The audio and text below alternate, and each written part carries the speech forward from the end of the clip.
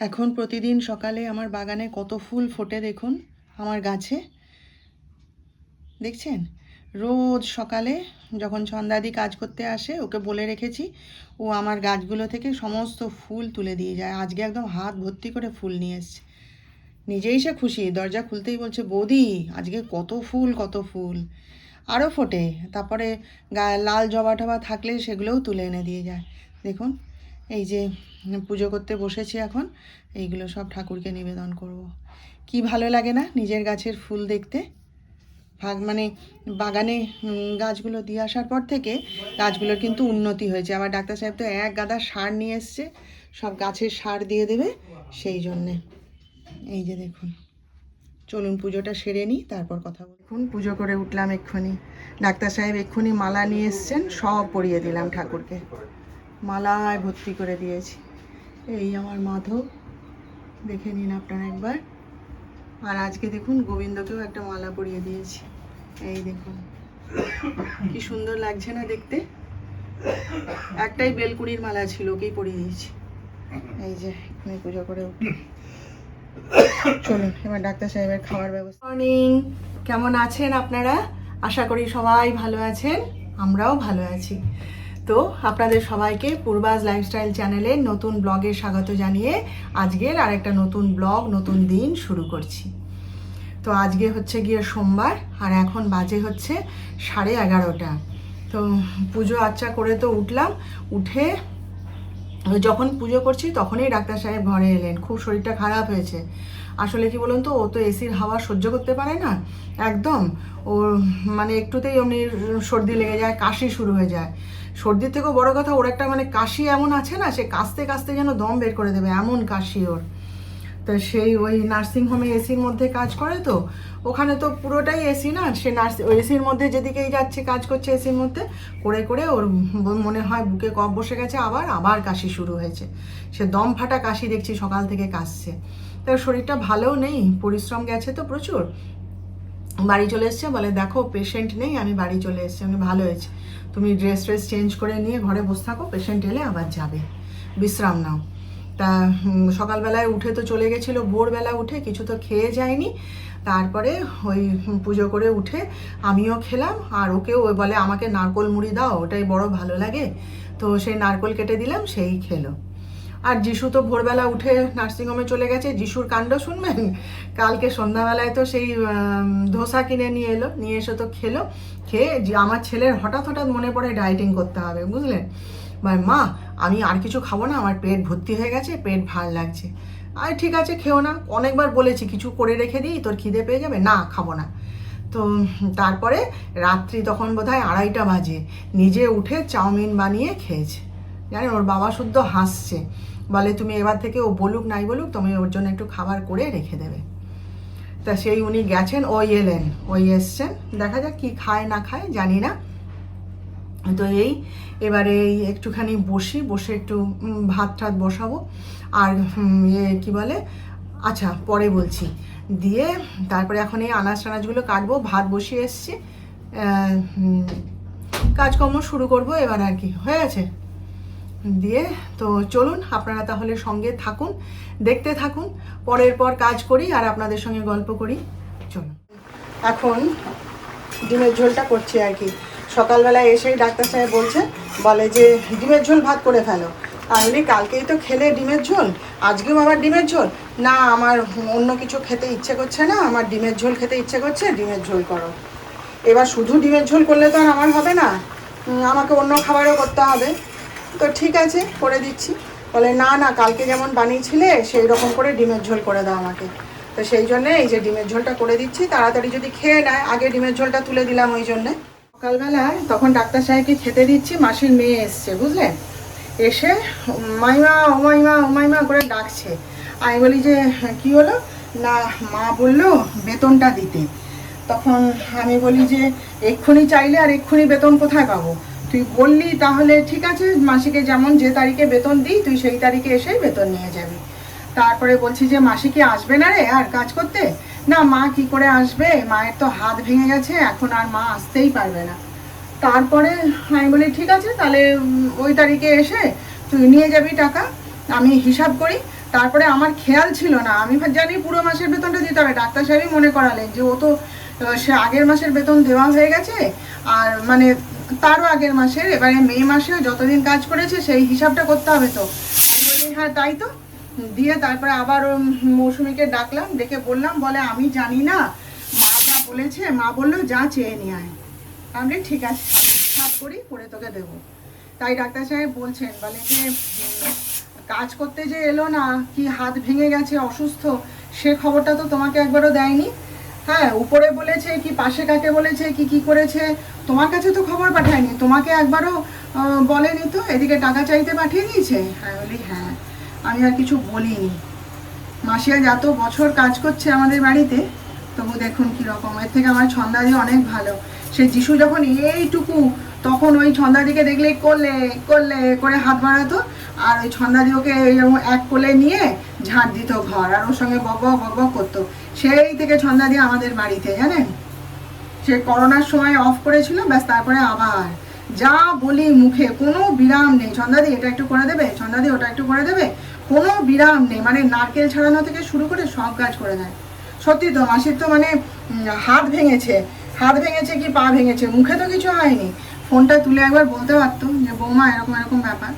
তাই ডাক্তার সাহেব বলছেন, বলে টাকা চাইতে তুমি চাইবার বেলা পাঠিয়ে দিয়েছে, হ্যাঁ, অথচ তোমাকে একবার খবর দেওয়ার প্রয়োজন নেই। আমি না, নেই, কি করবো আর।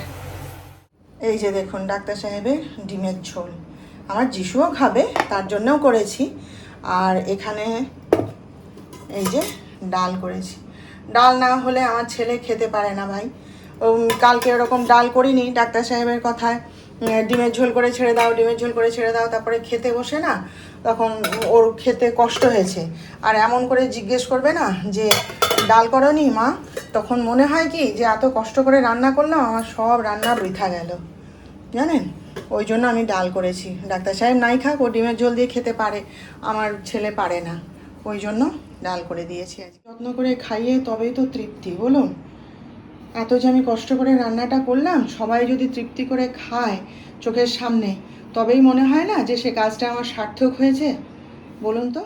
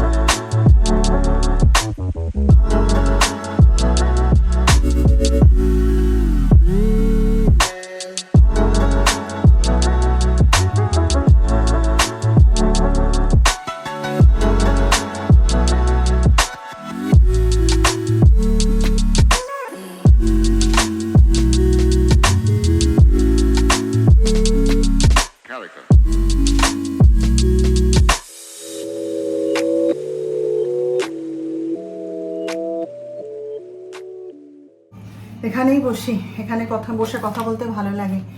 গেছিলাম হচ্ছে যিশুর চশমা করতে। যিশুর চোখের পাওয়ারটি বেড়েছে, আবার কদিন ধরেই বলছিল যে মা চোখে ঝাপসা দেখছি, দেখতে পাচ্ছি না, চোখে যন্ত্রণা করছে। তারপরে আজকে সারা দুপুর ওর মাথার অসহ্য যন্ত্রণা করেছে, কদিন ধরেই হচ্ছে।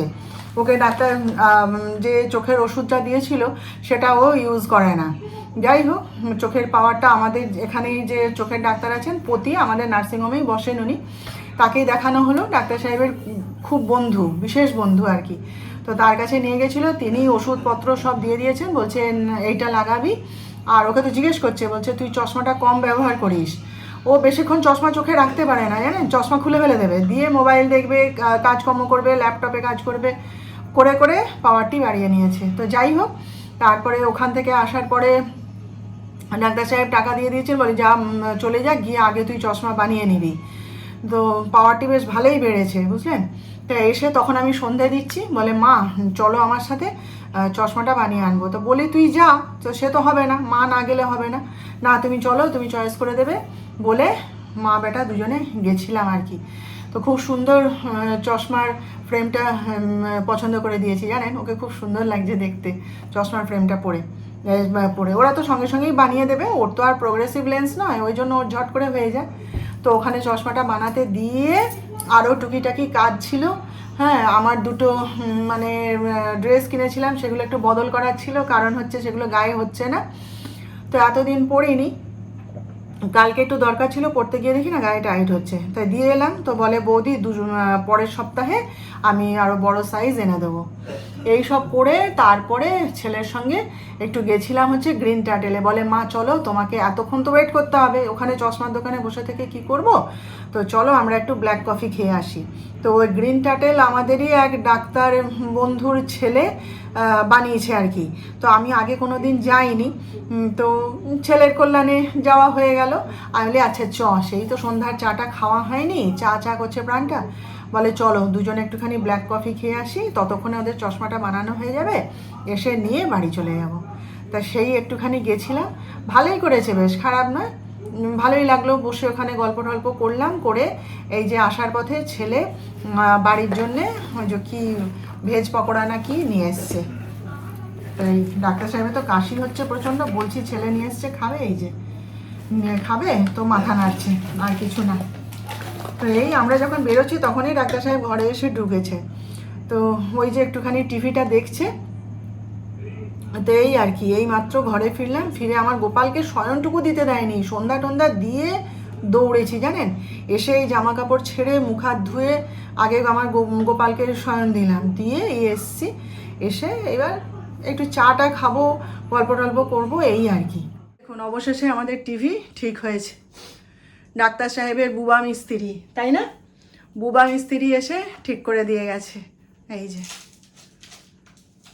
ভোটের আগে একটু খবর টবরগুলো দেখতে পাবো না বলুন, ভোটের আগে টিভিটা ঠিক হয়ে গিয়ে ভালোই হয়েছে। 10টা বাজলো, তো আজকে আমাদের রান্নাবান্না তেমন কিছু নেই, কেন কি ওই যে পকোড়া এনেছিলাম কিনে যিশুর সাথে গিয়ে, সেই পকোড়া আর চা খেয়ে তো আমাদের দুজনের পেট ভরে গেছে। ডাক্তার সাহেবকে তো এত বললাম যে তুমি একটুখানি খাও, তো সে তার প্রচণ্ড কাশি হচ্ছে, তো ওই জন্য খেতে চাইলো না, বলে না না আমি খাবো না, তোমরা খাও, খুব কাশি হচ্ছে। এখন একটুখানি থেমেছে, ওই তাল মিছরিটা জিভের তলায় রেখে দিতে একটুখানি কাশিটা কমেছে, তা খেলো না কিছুই। আর ওই খেয়ে আমাদের তো পেট মোটামুটি ভরে গেছে, রুটি আর করবো না, কারণ কেউই খাবে না। আর যিশু আর আমি মিলে একটুখানি পোহা বানাবো, বানিয়ে খেয়ে নেবো। আর ডাক্তার সাহেব বলছেন আমিও রুটি খাবো না, ভাল লাগছে না, একটুখানি আলু ভাজা করে দাও, তো আলু ভাজা আর মুড়ি দিয়ে খেয়ে নেবো। তাই এতক্ষণ বসে বসে একটুখানি ওই খবরাখবর দেখছিলাম। এখন টিভিটা ঠিক হয়ে গেছে, তো সেই ডাক্তার সাহেব আর টিভির সামনে থেকে আর নড়ছে না, চ্যানেল ঘুরিয়ে ঘুরিয়ে সব খবর দেখে যাচ্ছে। আমিও এখানেই ছিলাম, যিশুও ছিল, কথাবার্তা বলছিলাম বসে। তো যাই হোক, তাহলে চলুন আজকের মতন একটু আলু ভাজা করে নিয়ে কাজ শেষ করি, আর কালকে আবার আপনাদের সঙ্গে দেখা করব, গল্প করব। ততক্ষণ আপনারা সবাই ভালো থাকবেন, আর আমার আজকের ভিডিওটা যদি ভালো লেগে থাকে একটা লাইক, শেয়ার ও সাবস্ক্রাইব প্লিজ করে দেবেন।